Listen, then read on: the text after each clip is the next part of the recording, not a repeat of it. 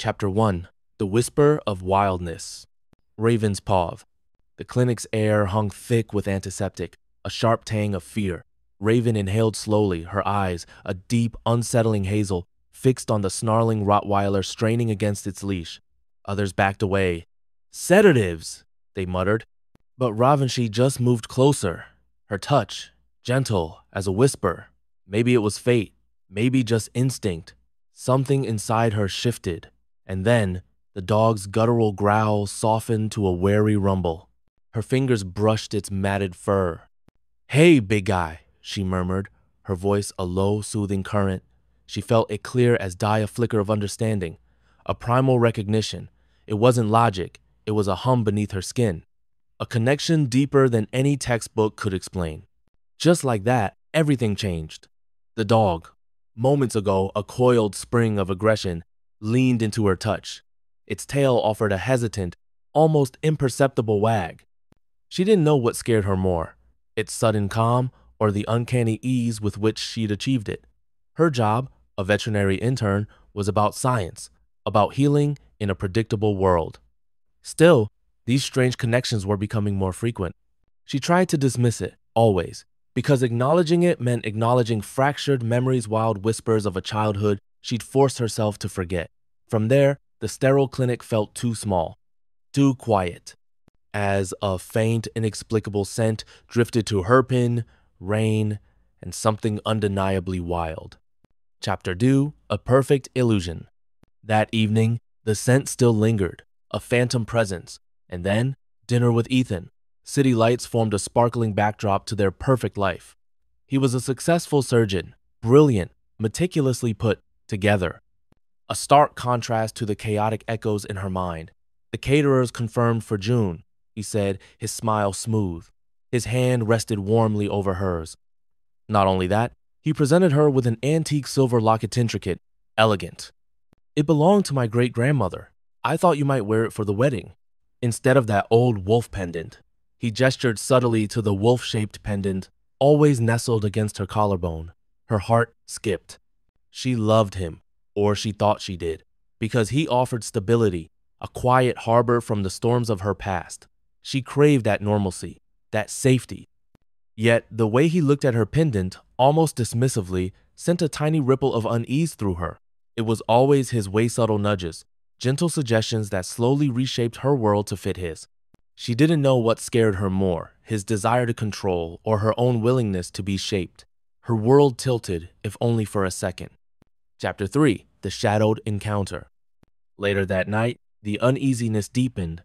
A vivid dream of monstrous black wolf, its eyes burning like molten gold, chased her through a forest ablaze.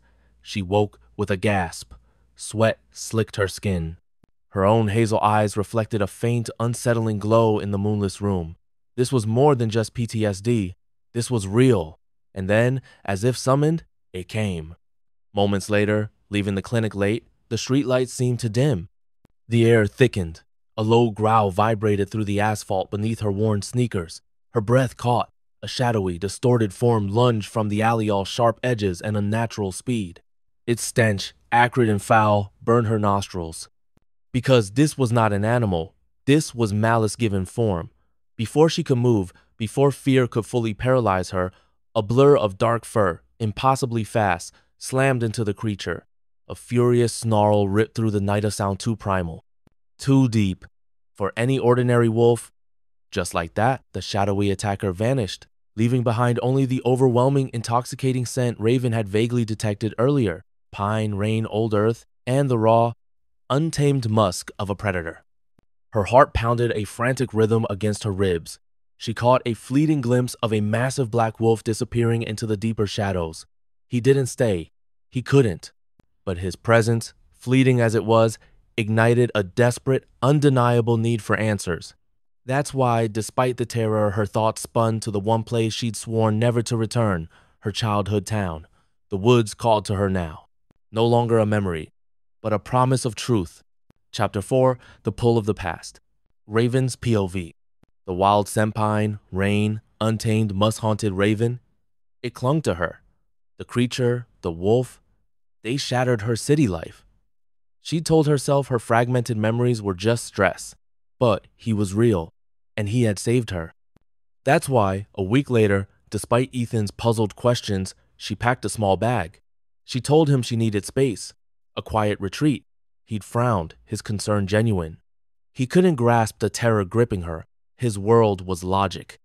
Clean lines. Hers, it seemed, was shattering. Leaving the city felt like shedding a skin. Every mile driven tightened a knot, but also brought a strange release. Soon, urban sprawl gave way to rolling hills. Then, dense, ancient forests. These were the woods from her dreams. They had called to her since childhood. The air grew cooler, carrying the damp scent of rich earth and leaves. Her wolf pendant pulsed with faint warmth against her chest. She pulled over, gravel crunching. This was it. The edge of the preserve where she'd been found years ago. A shiver, not of cold, but anticipation, ran down her spine. Truth, she thought, a silent plea. She stepped out. The forest held its breath. Chapter 5. Eyes of Molten Gold. Raven pushed through dense undergrowth, dappled sunlight playing tricks. Twisted roots snaked across the path.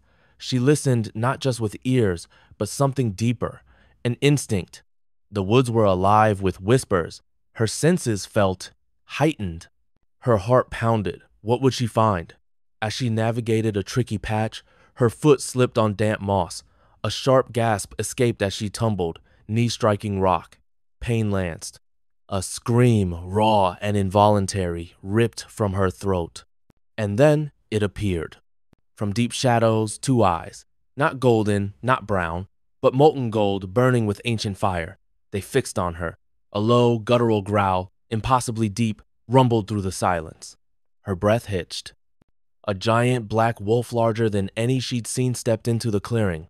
His fur, midnight black, seemed to absorb the light. His muscles rippled. He was immense, majestic, terrifying. Yet, beneath the fear, a strange current of familiarity shot through her. A jolt. It felt like coming home. The wolf took another step. He moved with heavy, pained grace. And then, impossibly, he shifted. Flesh rippled. Bones cracked. Fur receded. In the span of a breath, a man stood where the wolf had been. Tall, powerful, wild. His eyes still, those molten gold pulse-locked onto hers. And just like that, everything changed. Chapter 6. A Shattered Reality. Raven. His voice. A rough caress. A gravelly whisper that vibrated through her very bones. The same voice from her earliest dreams. Her eyes widened. Impossible. She remembered him. The man who'd raised her. The one she'd been told was a figment. But he was here. Real. His face, etched with pain, was familiar. He reached for her, and when his callous fingers brushed her arm, her heart burned. Her body trembled. Her wolf, dormant so long, stirred beneath her skin for the first time, truly alive. The air thickened, charged with the primal scent she'd chased. Pine, rain, old earth, and him. Kale, she whispered, his name a question, a plea. He nodded slowly, his gaze intense. You remember. He began to explain, his words clipped, raw. She wasn't just human. She was a hybrida forbidden blend. Her power sealed by ancient spellwork he'd helped enforce, because he had rescued her from the Crimson Veil witches, who intended her for a dark prophecy. The wolf-shaped pendant? Not just a charm. It was the artifact that held her dormant power. Her entire life, a carefully constructed lie, crumbled. He told her about the curse, the one placed on him because he defied the Alpha Council. It was draining him, systematically. If she marked him, the fated bond the curse either died or consumed them both. She stared, reeling, her safe life. Ethan, all of it felt like a distant, fading dream. Her world was no longer what she thought. Chapter 7. Sanctuary and Shadows. Raven's Pav. Kael's words echoed, shattering every fragile piece of Raven's old life. Hybrid, prophecy, curse. Her world, so meticulously built, lay in ruins. And then he led her deeper into the ancient woods, to a hidden cabin. It was small, rustic, camouflaged by time and wards. The air inside felt heavy with his presence, with unspoken burdens. He showed her old texts, scrolls detailing the Crimson Veil witches and their thirst for power.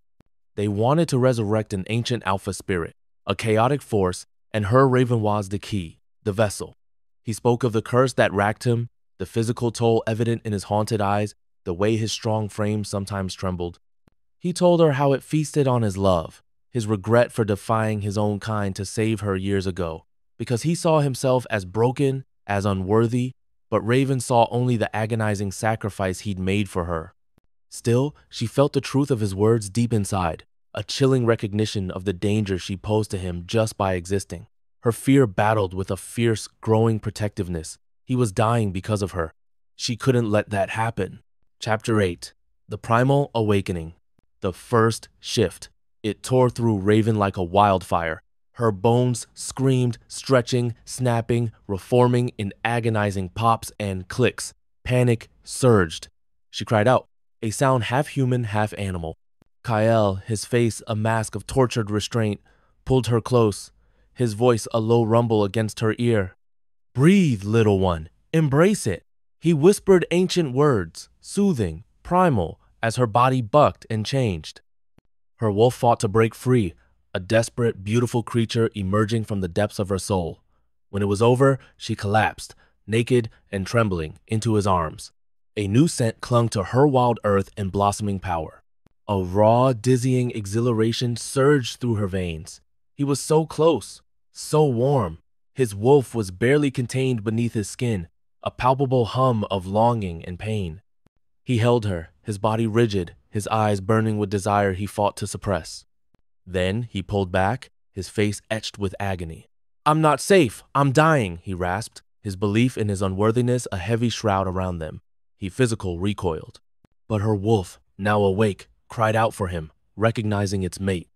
Chapter 9. The First Brush. Kyle began to teach her patiently. He taught her to control the shifts, to listen to the forest, to hunt with her heightened senses. She learned to feel the ground beneath her paws, the wind on her fur. She was a quick study. She was Raven, but also more. Yet, her power felt wild, untamed. While practicing in the deep woods one afternoon, a sudden prickle of unease rippled through her. The air tasted wrong. Moments later, a figure emerged from the tree Linnea witch, draped in deep crimson, her eyes sharp.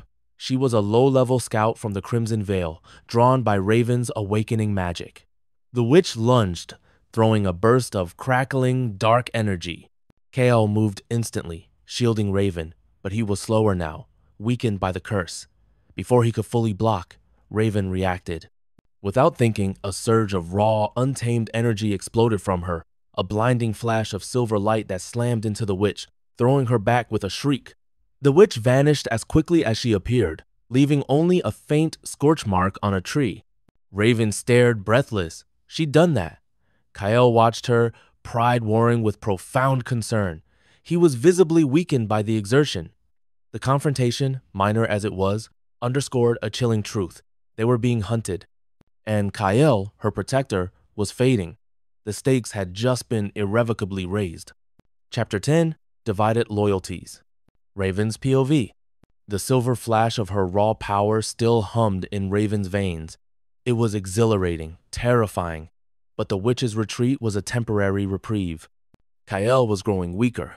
The curse gnawed at him, because defying the Alpha Council to save her came with a devastating price. He needed help. She thought of Ethan, the city, her old life a flicker of hope, however dim that a modern solution might exist. So she returned. The city lights felt harsh, abrasive after the quiet sanctity of the woods. Ethan met her with a forced smile. He tried to bridge the gap between them, questioning her distance, hinting at a new possessiveness. He suggested rekindling their wedding plans. His hand, as it reached for hers, felt cold, wrong. She saw the subtle shift in his eyes, the possessive glint that hadn't been there before. He was no longer just concerned, he was demanding answers, because he sensed the change in her. Her skin crawled with the lie. She couldn't tell him about Kyle, about the wolf. Not yet. She felt immense internal conflict, guilt, but also a fierce protective drive towards Kyle. She began to discreetly search online, researching obscure curses, ancient folklore. A part of her desperately wanted her old life back. The other, newer part, craved only Kyle's safety. The pressure was building, a suffocating weight. Chapter 11. The Blood Bond. Midpoint Shift. Kyle's POV. KL felt Raven's absence like a raw wound. The city air choked him, yet he had to follow. He had to. His curse raged, burning through him faster now. Every breath was a fight. But the blood bond, the whispers of his true mate, pulled him. He found Raven in a shadowed alley, not far from a medical supply store. She carried a bag, probably for him. Just like that, shadows detached from the brick walls.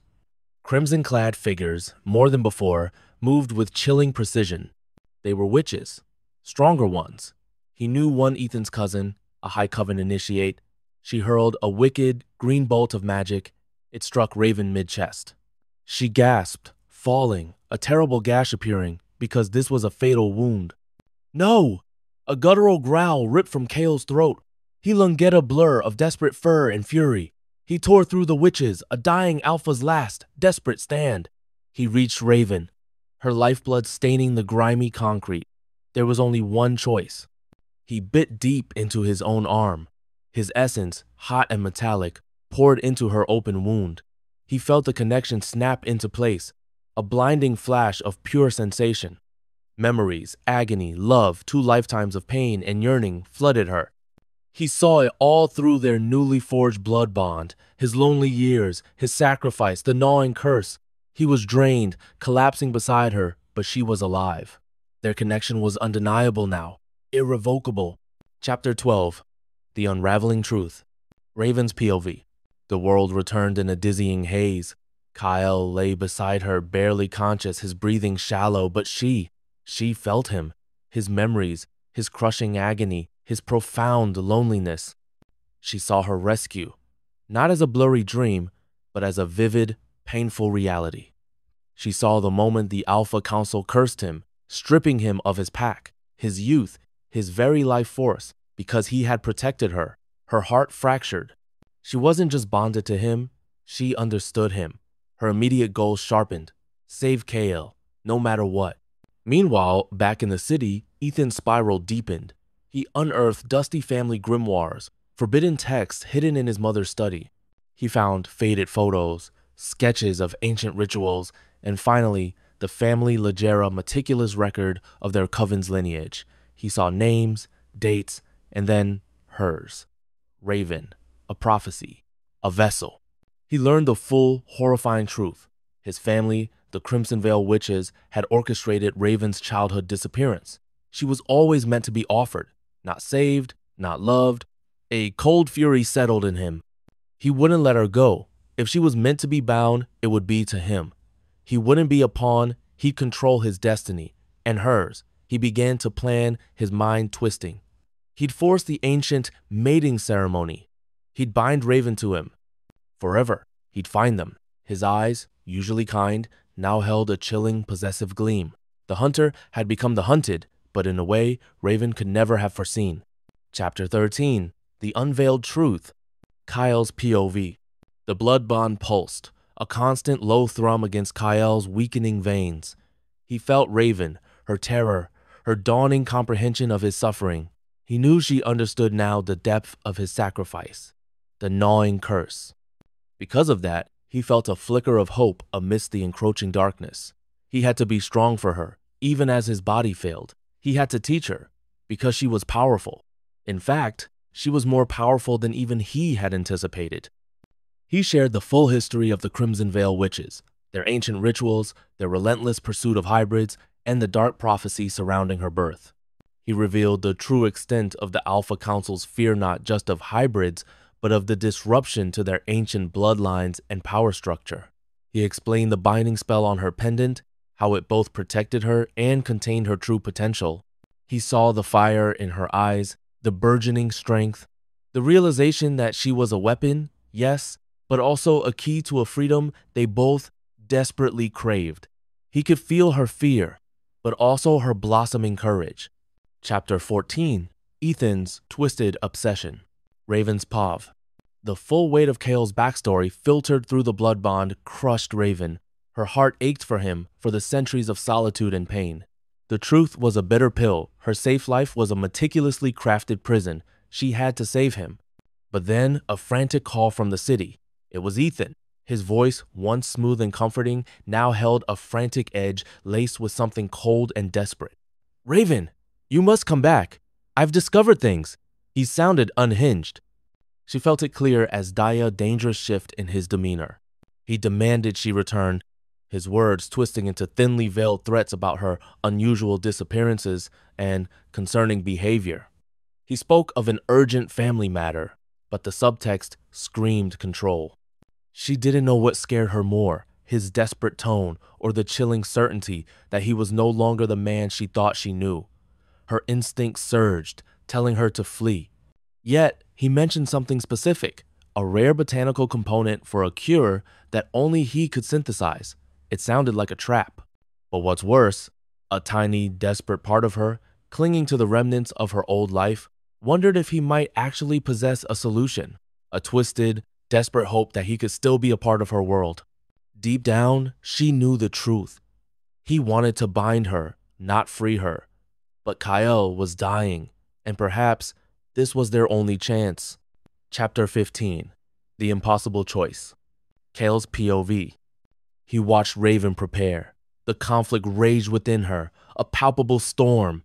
He felt her hope, fleeting and dangerous, that Ethan held answers, and her underlying fear. He knew Ethan now possessed dark knowledge. The blood bond screamed warnings.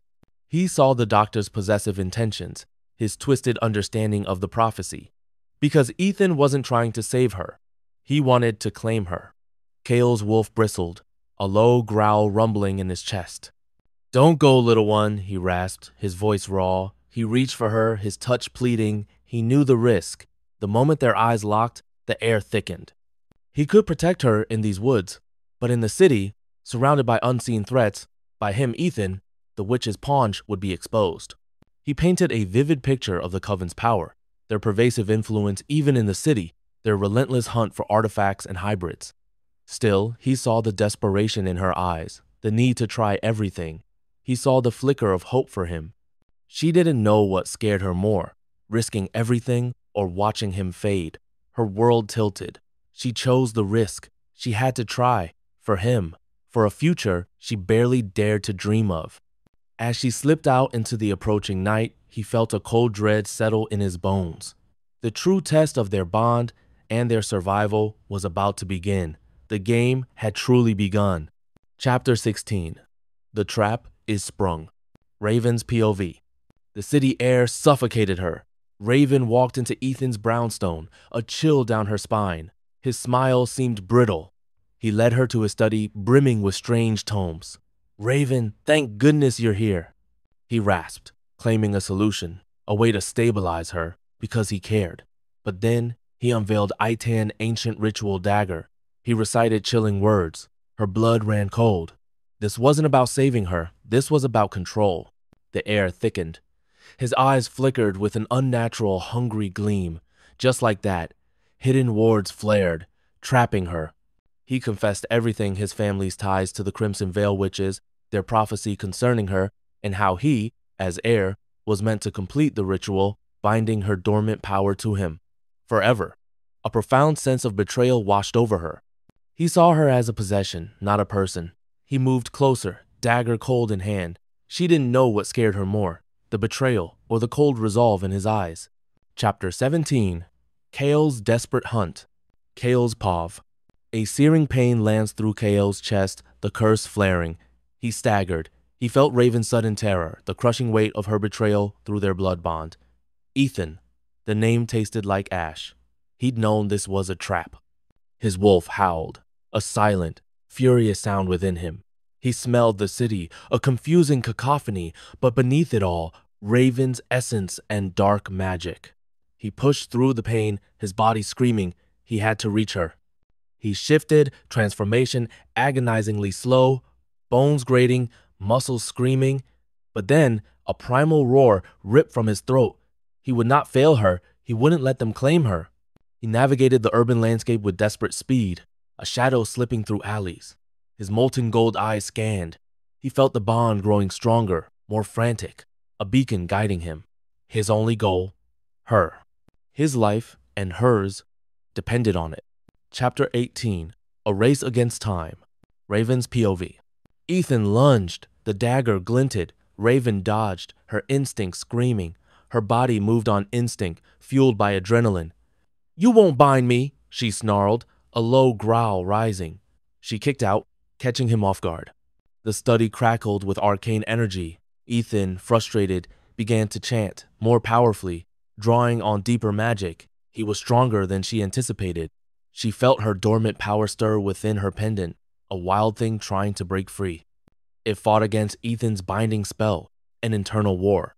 Meanwhile, Kale's presence in the city, weak but undeniably growing closer through their bond, became a beacon. She sensed his agony, but also his relentless focus. She knew he was coming. She just had to buy him time. Ethan's face contorted with rage. "You belong to me," he roared, lunging again. The dagger aimed not at her heart, but at her wolf pendant. That's why her only choice was to fight, to protect the last piece of her true self, and to hold on until Kyle arrived. Her heart pounded a desperate rhythm, a drumbeat for survival. Chapter 19, The Clash of Bonds. Raven's POV. Ethan lunged, dagger flashing toward her pendant. Raven twisted, power erupting. Her magic flared. Her body moved on instinct. Just like that, a crash from the front door. KL! He burst through her massive midnight wolf. Fur-matted, eyes molten gold fury, weakened, but rage propelled him. He roared, shaking the house. Ethan, distracted, faltered. This was her chance. Raven lunged, tackling Ethan. The dagger skittered. "You won't have me," she screamed, voice raw. KL shifted mid-lunge, landing as a man between them. His body trembled, curse gnawing. "You will not touch her," KL snarled. Ethan, regaining footing, conjured a dark orb. "She's meant for prophecy! My family's legacy!" he shrieked. He hurled it. Kyle intercepted, a pained grunt escaping as magic ripped through him. His life force flickered. Raven's heart clenched. He was dying because of her. Chapter 20, The Ultimate Sacrifice. Kale's POV. The dark magic burned, consuming KL. His life drained fast. But Raven, she needed him. He saw the fear, the desperate love, and then, as if fate demanded it, he knew one way. He tackled Ethan, pinning him. "The bond, little one," he rasped to Raven, voice fading. "Finish it." He felt his last strength ebb, flowing to her. Raven's POV. Kale's words echoed, a frantic plea. "The bond. Finish it." Her wolf surged. She understood. The mark. The fated bond. Only way to sever the curse, to complete their connection. With every heartbeat, searing pain bloomed. She saw his agony, his sacrifice. She plunged her hand into his chest, symbolically, pushing her power into him through their blood bond. She poured her essence, channeling magic from her pendant, from her core. She let her wolf take over. She marked him, not with teeth, but with her life force, completing the ancient ritual. A blinding flash of silver light erupted, engulfing them. The force threw Ethan back, unconscious. The curse shrieked, dying, ripped from Kale. Chapter 21, Aftermath and New Beginnings. The light faded. Kyle collapsed, unconscious, into her arms. But the deathly pallor was gone. A faint pulse beat strongly. He was alive. Relief washed over Raven. She cradled him. His chest rose and fell steadily. Yet, they weren't safe. The door splintered. Ethan lay unconscious, but he would wake. The Crimson Veil witches would know. This was a battle won, not the war. Raven felt new strength, fierce protectiveness. The bond with Kale hummed, a constant, comforting presence, but also a demand. They were connected now, irrevocably, their fates intertwined. As she held him, her old life, her engagement to Ethan, felt distant, a fading dream. Her world was truly remade. With Kyle stirring faintly, her new reality solidified. Partners, bound by blood, magic, and destiny. The fight had only just begun. What unknown threat still lurked? Chapter 22, The Aftermath and New Strength. Kyle's POV. Kale slowly woke, the curse gone, replaced by Raven's vibrant life force flowing through their complete bond. He was weak, but alive. He found Raven, holding him amidst the ruined study. She looked tired, resolute. Her eyes held a deeper fire. He saw her nascent wolf stirring. He saw their future. He rose, body protesting. but no longer aching. They needed to move. Quickly, Ethan stirred. The witches would know. The magical surge from their bond's completion would have sent ripples. Kyle helped Raven up. The bond, fully forged, hummed between them, a silent language. He felt his strength returning, fueled by her proximity. Chapter 23. Choices and Consequences. Raven's POV? Raven felt Kale's rising strength, a counterpoint to her own burgeoning power. The bond hummed. She looked at Ethan, unconscious, a broken part of her past. She had to sever ties completely. They left him, knowing he'd face his coven's wrath. As they escaped the city, heading back to the woods, Raven saw flashes of Kale's Memoricious lonely centuries, the pack he lost, his defiance for her. Her love for him deepened, cementing her choice. This was her true life now. Chapter 24. A Future, Wild and Free. Dual POV. Back in the ancient woods, they found peace. Kyle, fully recovered, was stronger, his golden eyes blazing. He helped Raven hone her powers, teaching her to shift seamlessly, to control her unique magic. She learned the ways of his pack, the ancient lore. Still, threats loomed. The Crimson Veil witches remained, but now they faced it together. Their days filled with training, shared silence, tender moments under the moonlight. Their physical romance blazed, mirroring their wild, free spirits. Every touch, every glance spoke of deep desire. They were a force. Their bond pulsed, a beacon. Kyle was no longer just her protector, he was her mate. Raven, no longer just a doctor, was a fierce hybrid, her heart irrevocably tied to the wolf who saved her from hell. Their story was just beginning. What adventures and dangers lay ahead?